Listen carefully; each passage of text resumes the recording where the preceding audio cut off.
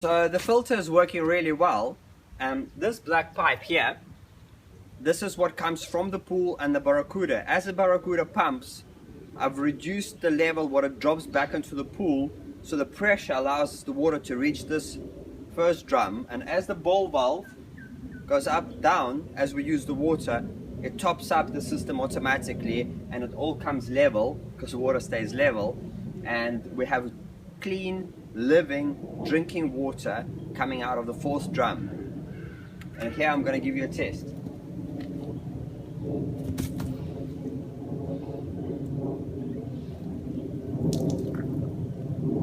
It's perfect.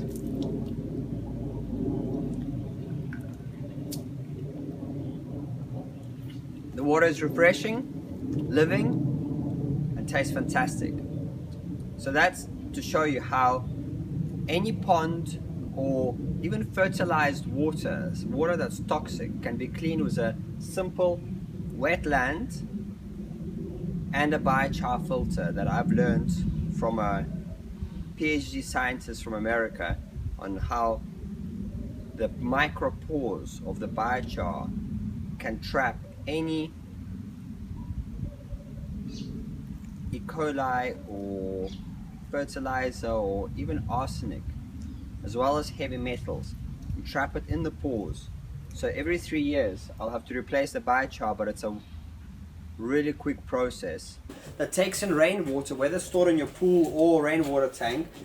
That gets gravity fed into the first drum, gravel, sand, biochar, and then clean water gets pumped into the house on pressure, and the whole house can be off the water grid, or at least have a backup of drinking water should the mains go down for any reason.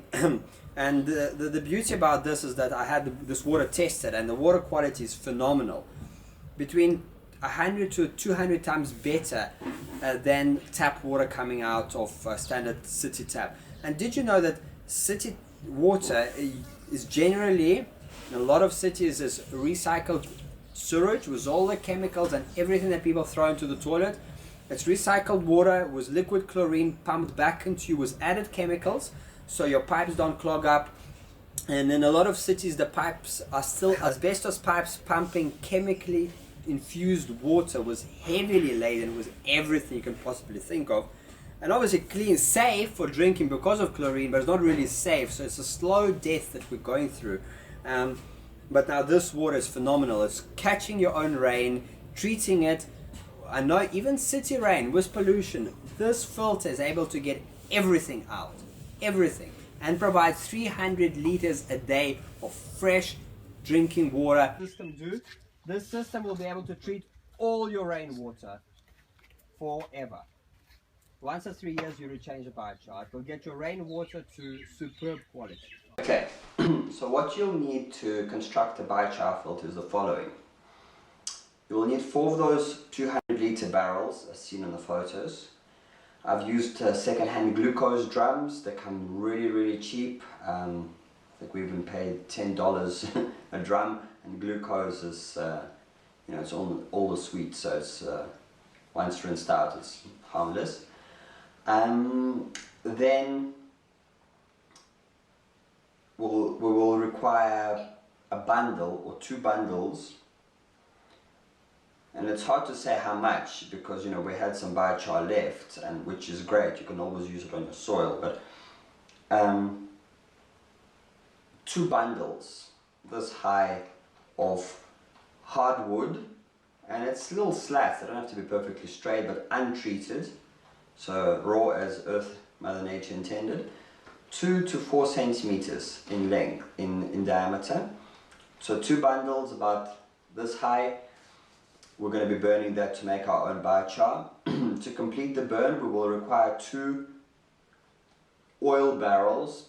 They can be second-hand oil barrels stacked on top of each other. They're, I don't know in gallons, but they're 250 liters, so they're slightly bigger than the plastic drums we spoke of earlier, but they're steel drums. They're standard drums all over the planet. They ship oil in them. Yeah. So 2 of those. We'll need a paint bucket which we'll use on top of the drums. So the steel drums will be like this. Okay, and then the paint bucket will be here. Okay, let me actually, so that's perfect. Then we would need, so that's for the burn, everything that we need. Oh, one more thing, we'll need a grid. So that's, we use that for barbecue or braai. You know, it's the diamond mesh,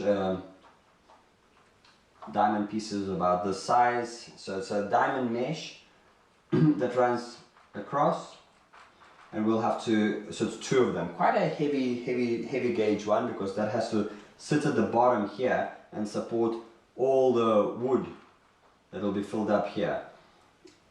Okay, and so we'll need two of them, or enough for those drums, about 70 by 70. So you know, if we can have a 1.5 meter by 70 centimeters, or if you can get, otherwise you get them cut so they can fit inside the steel drum.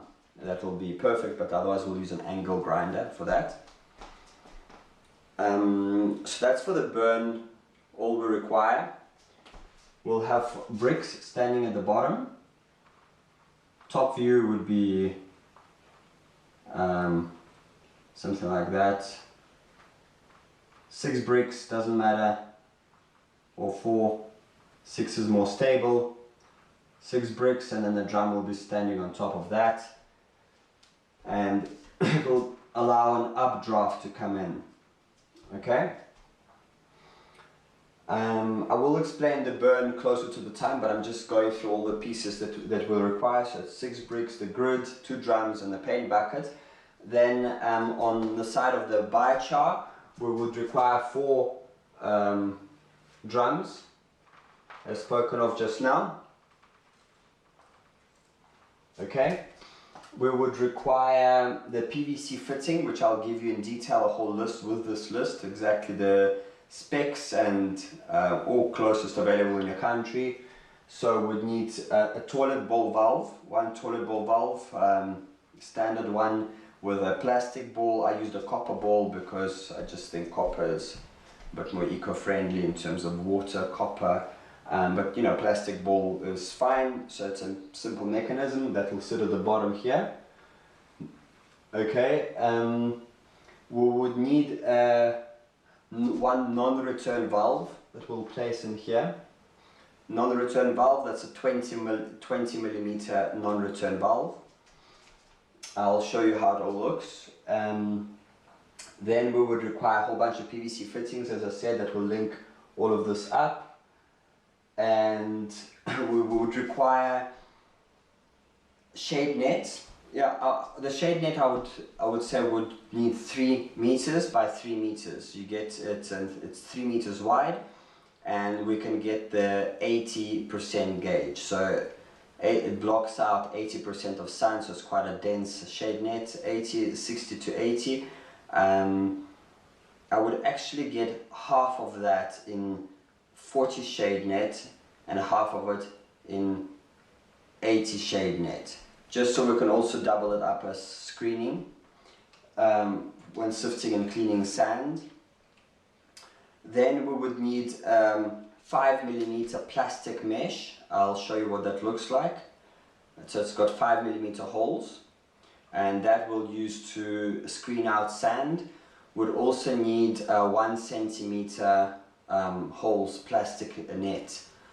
You get it from nurseries or gardening shops, so 1 centimeter net to screen for chunkier pieces of gravel and washing gravel as well. But as I said, we'll go step by step. Just want to have a look at my list if I haven't forgotten anything. We would require a flexi pipe, 2 meters of flexi pipe, 20 mil in a diameter, that will fit onto the PVC. So make sure it fits onto the PVC pipe that we'll be using to construct all of this. This fits snug in, or otherwise we'll have to use a connector, which is also fine. You will require two bolts and nuts, 8 millimeters. So 8 millimeter diameter bolt and nut, that is to screw into the bowl valve, into the bowl, just so we have something to tie it when it floats on top. So a bolt that fits into that. It's in South Africa we have 8mm, but you know, it's just pretty standard all over the planet. We would require some stones, about 5 to 10 centimeters, and about 15 of them, just to set up the mechanism at the bottom for the ball valve not to have all the gravel implode. We need to create a cavity that will sit at the bottom here, and we'll support it with some bricks, and the same bricks we've used there, but we would need about 10 bricks here to create this cavity box. And we'll fill up the gaps so the stones, smaller stones, don't go in. We'll fill in the gaps with these boulders or stones, round, pebblish. They don't have to be round, I mean they can be jagged, it's fine. But it would require 5 to 10 stones that you can maybe pick out in an area, or you know, find them somewhere. We would require 1/4 cubic meter of sand. And that is river sand. It's very important that it's river sand. You can use other sand, but it'll be a lot longer to clean out. So see if you can find yourself some river sand, 1/4 cube. So a cubic meter is 1 by 1 by 1 meter. You're looking for 1/4 of that. So it's pretty heavy, probably weighs half a ton. So your small pickup car, or otherwise you can do a few loads with your normal car, but it is quite heavy, so just don't overload your vehicle. You would require about 1/4 cube of that material. You will also require 1/4 cube of stone, and I would use 13mm stone because it has much more cavities, a lot more smaller pores. So yeah, 1/4 cube of stone, 13mm diameter, that'll be great. You would also need a brass or PVC tap that you can put in the last drum, just so you can have the water coming out. It's advisable not to connect the tap to the drum, because if somebody fiddles with it or plays with it, you could compromise on the integrity. So you would have a little bit of that flexi hose that I spoke of earlier coming off from the drum, and then the tap was on the end of that.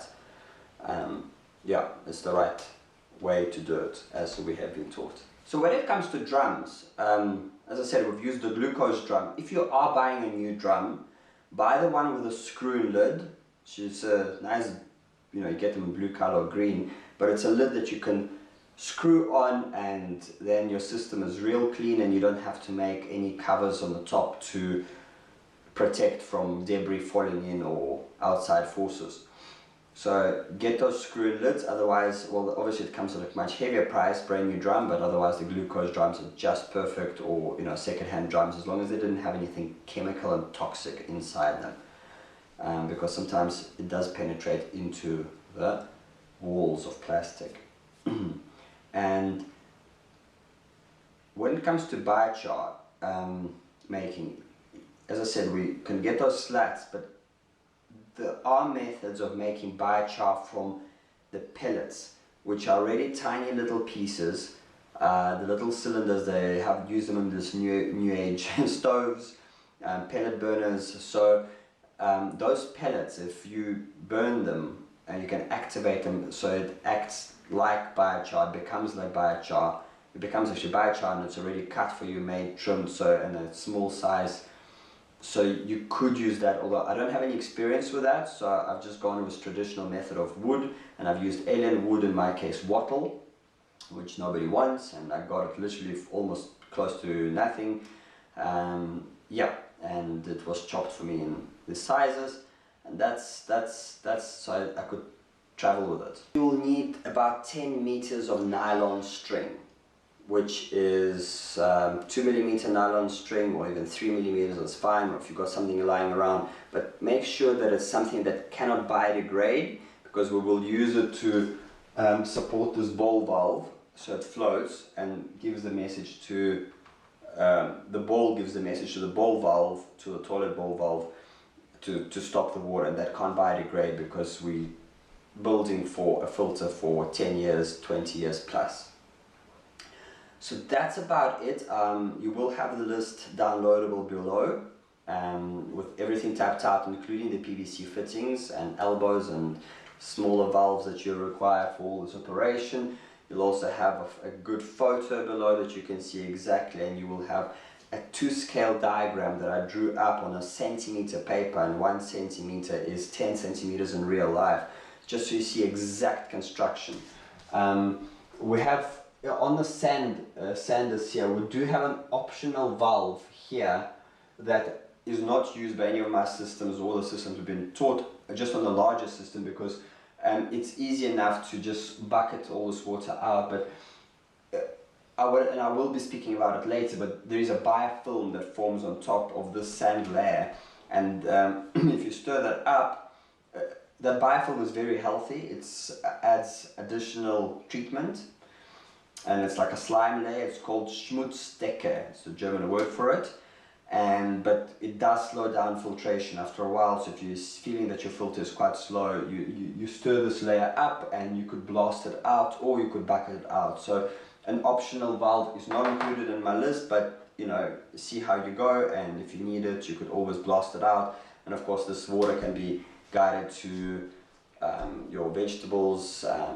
Yeah, and we do use valves here, here. So if we need to maintain any part of the system for whatever reason, then we can take it offline and shut off the valve and not have all the water drained out. So valves are really great for, you know, maintenance and just keeping the system flexible. And especially the connections between the drums are also, they're not glued, so the flexi pipe is just fitted and snug. There's no pressure and there's no need to tie anything, and therefore if you ever need to move the system, you can, of the slight earth changes, so on it. The PVC is quite rigid, it can snap, and this flexi pipe allows for slight flexibility if need be.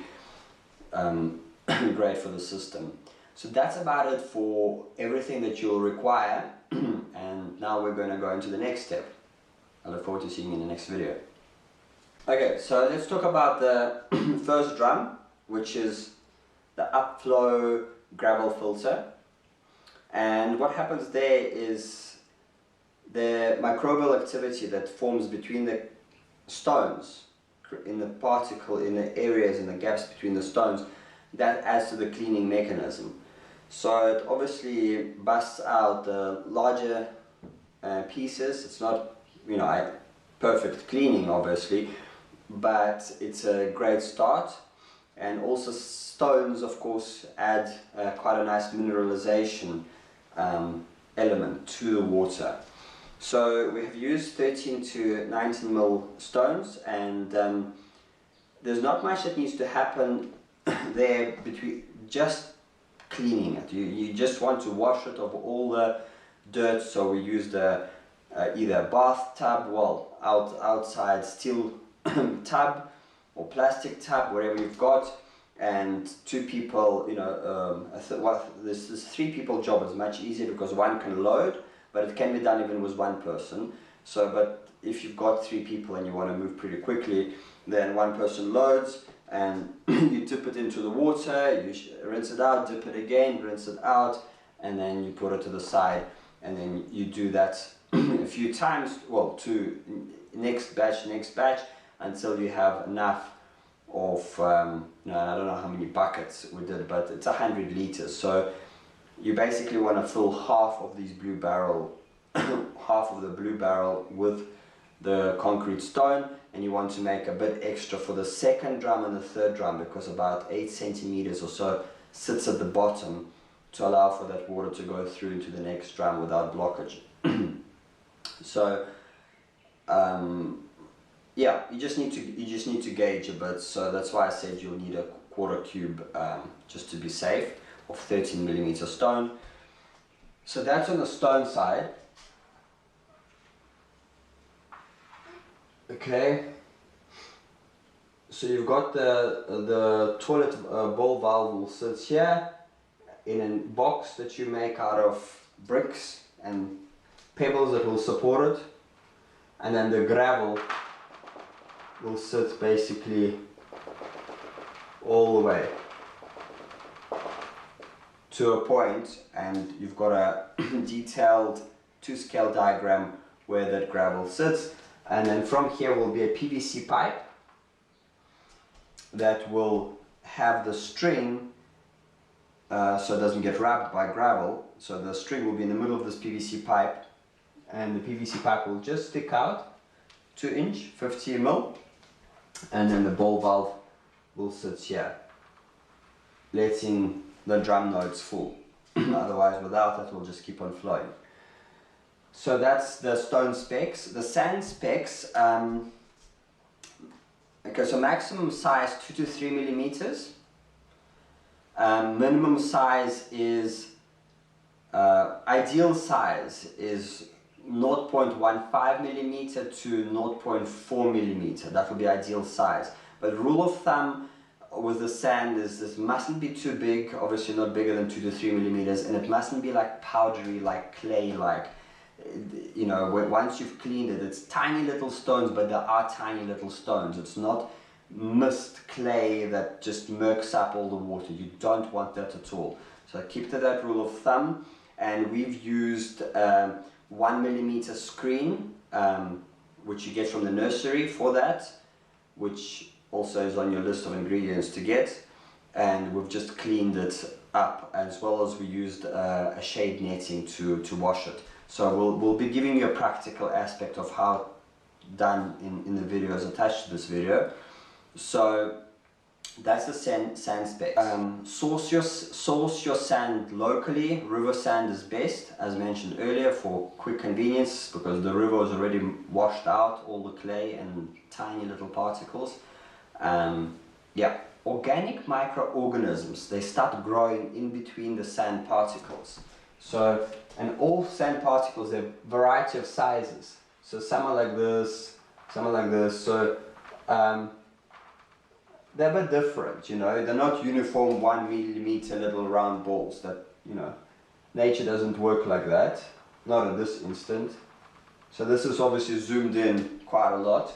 And in these spaces, in between the stones, is between the little sandstones, that's where the microbial activity grows, and it cleans the water quite thoroughly. So that will be in the second drum.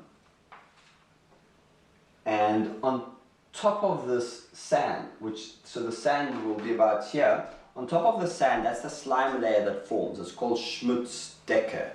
And that slime layer adds additional cleaning to because this water comes from the top in this instant, not from the bottom. So this slime layer allows the water to filter through it, busting out very tiny particles, and then the sand does the rest with its cavities and microbial activity that happens in between the pores. And then that water coming out down here is pretty clean, but then it will be polished up by the biochar. So something to add to the Schmutzdecke layer, it forms here. So if it becomes that your water is going quite slowly and too slow, you would stir this up and you would throw away some of that water, you know, on your plants, and you'd leave a little bit of that Schmutzdecke suspended in particles in the water. You'd leave a little bit of that water in so it can settle, and that will seed more of the Schmutzdecke. When you're doing the new drum, we would leave the drum open to sunlight so that algae can form pretty quickly, and that algae turns to that Schmutzdecke slime layer. You could seed it from another drum. If you've got a biochar filter at your friend's house, you could take a little bit and seed it through there. So that's how that works. When you're creating a new filter, we would leave the lid of the drum exposed to allow the sunlight and the algae sunlight to come in, forming the algae, and that algae will settle down to create a Schmutzdecke layer. So when that slime layer is created and it's sitting at the bottom, you want to close the lid, and that will carry on thriving there, adding to the cleaning mechanism. So just to repeat, if you go on holiday, that this filter can go anaerobic, meaning it's starved of oxygen. So if you're going on holiday, you have valves at the bottom, just rinse the water out if it's longer than 5 days, drain the water out and let the filter stand by itself, and when you come back, you just refill it and restart it, and it's all good. Filter generally can stay up to 3 days without going anaerobic, and yeah, so that's a good practice to do with this. That will be part of the maintenance. Things that increase removal of nasty stuff from the water are warm temperature. Warm temperature speeds up the biofilm in the sand layer and its formation, and that will increase the removal of the toxic particles out of the water. You have valve. The valve in the first drum between here and here will control how much water is flowing in. So you could measure a cup and see how many seconds, and you can control. So slow down to a point where it can give you 300 liters a minute. So do a simple calculation of 60 minutes in an hour times 12 hours, and then you'll be able to calculate, okay, well, if that's how long it takes me to fill up a cup, then you play with that valve until you get it to, I worked it out to 1 minute that it takes me to fill up a whole liter. So that's what worked for me. So depending on the quality of water, but slow it down with that first valve to fill up a cup of water in, I'll give you the formula, you need to work it out, but yeah, in essence it is 60 minutes in an hour times 24, that's 1,440 minutes in a day, and you want this filter to produce 300 liters of water a day. So that means that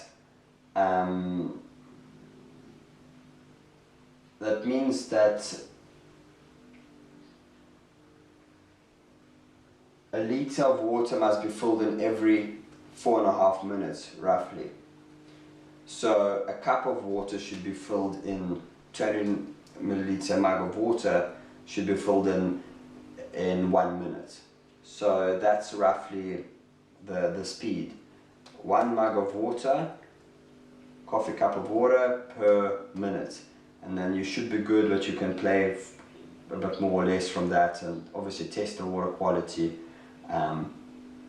But start with that as your rough guide. Factors that slow down the treatment of nasty stuff out of water, pathogenic bacteria and so on, toxic chemicals, are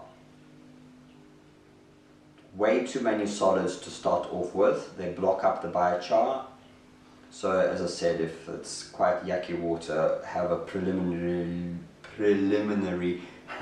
reed bed, wetlands, or settling tank. Obviously you might even need to use a wetland and a settling tank being in the beginning, because you also don't want to block your wetland up. If it's too cold, obviously the beneficial bacteria slow down when it's really cold. So if you're in a freezing climate, you might want to most definitely insulate your filter with a special foam, bottom, sides and top.